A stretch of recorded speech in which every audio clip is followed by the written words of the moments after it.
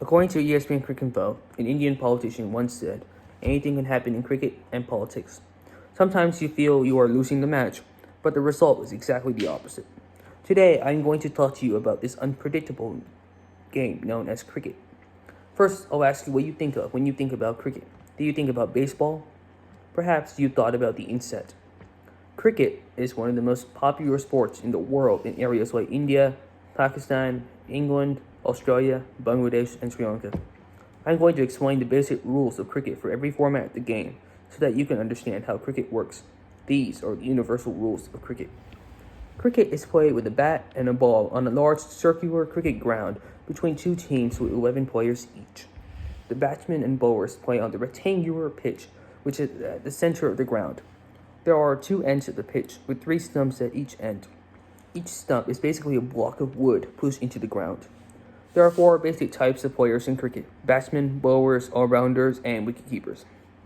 The batsmen can bat, the bowlers can bowl, the all-rounders can bat and bowl, and the wicketkeepers stay behind the stumps on one end of the pitch.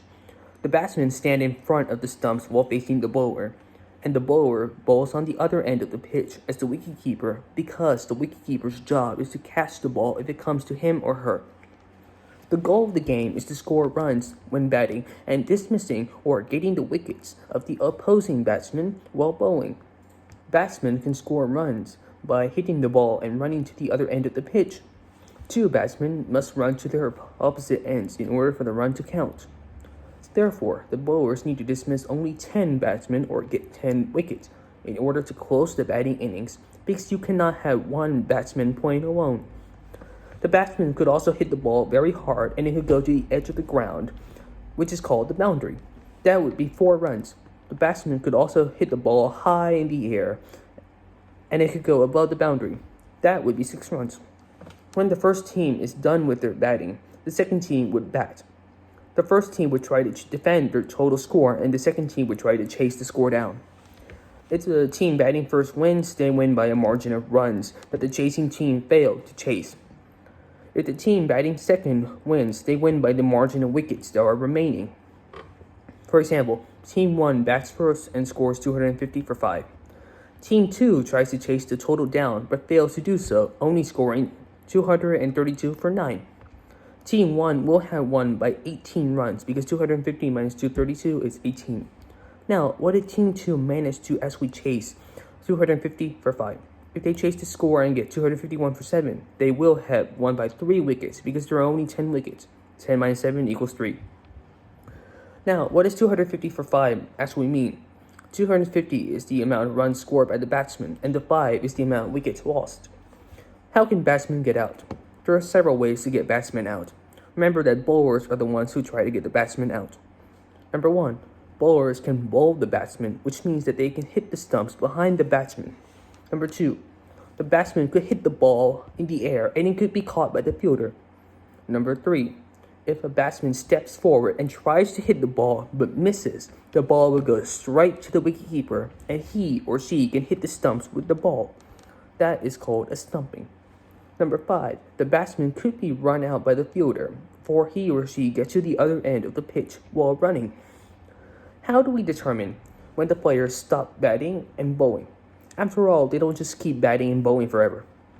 There are a number of overs in a particular game. An over consists of 6 legal deliveries. Bowlers can bowl specific types of deliveries, but there are some deliveries that are illegal or cannot be bowled. If they are bowled, there will be runs given to the batting team, and the bowler will have to bowl that delivery again. If the ball is bowled from the wrong area, the bowler bowls the ball at the batsman's upper body, which is dangerous, or if the fielders are not in the proper fielding positions, a no ball will be called. The batsmen, if they manage to hit the no ball, cannot get out unless they are run out by a fielder. The runs scored from the no ball by the batsman, if any, is added to the overall team total, and the batsman's score while a run on the no ball itself is added to only the total score and not the batsman's score. For example, I am on 65 runs, and the team scores 254 for 2. The bowler bowls the no ball, and I hit the ball for 6. 6 runs will be added to my score, which will now be 71. But the total score will decrease it will increase from 254 to 261 because of the extra run from the no ball itself. According to cricketrules.com, wide balls are given when the umpires believe that the batsman did not have a reasonable opportunity to score off the delivery. This makes sense because if there were no wide ball calls, the bowlers would just bowl the ball completely away from the batsman and they would not be able to score any runs. Bowlers have to keep bowling their over until they have finished bowling 6 legal deliveries. According to the International Cricket Council, or the ICC, there have been instances in cricket when bowlers sometimes bowl 8 or 9 times in an over because of wides and no balls. Now, whoever has more runs wins the cricket match in every format of the game. No matter the format, the basic rules of cricket are the same. Now, maybe you can understand the rules of cricket and start watching cricket. Have fun.